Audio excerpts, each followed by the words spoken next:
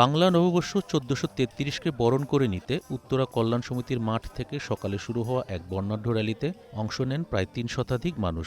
আধুনিক পোশাকের ভিড়ে বাঙালির ঐতিহ্যবাহী পোশাকে সজ্জিত এই পদযাত্রা নজর কেড়েছে সাধারণ পথচারীদেরও।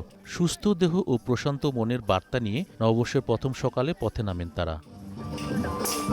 আমরা চেষ্টা করি উত্তরা যোগা সোসাইটি যাতে ভিন্ন মতের, ভিন্ন জিনিস, ভিন্ন সংস্কৃতি এবং আমাদের ঐতিহ্যটাকে ফুটে তোলার জন্য আমরা সবসময় চেষ্টা করি। গ্রামে ফিরে গেছি, এই জিনিসটাকে তুলে ধরার জন্য শহরের মাঝে আমরা আসলে গ্রামে ফিরে গেছি। কেবল র্যালিই নয়, দিনভর নানা আয়োজনে সাজানো উত্তরা যোগা সোসাইটির এই উৎসব। যোগা প্রদর্শনী আর ঘরোয়া আড্ডায় মেতে ওঠেন সব বয়সী মানুষ।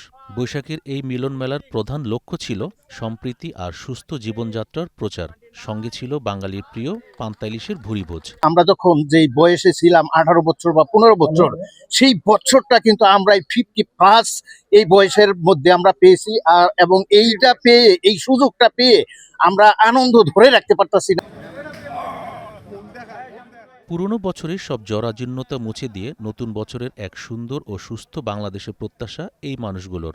ঐতিহ্যের রঙে রঙিন এমন আয়োজন আগামী প্রজন্মের কাছে পৌঁছে দিবে আবহমান বাংলার কৃষ্টি, এমন বিশ্বাস সংশ্লিষ্টদের। Iftekhar Mahmud, green news desk.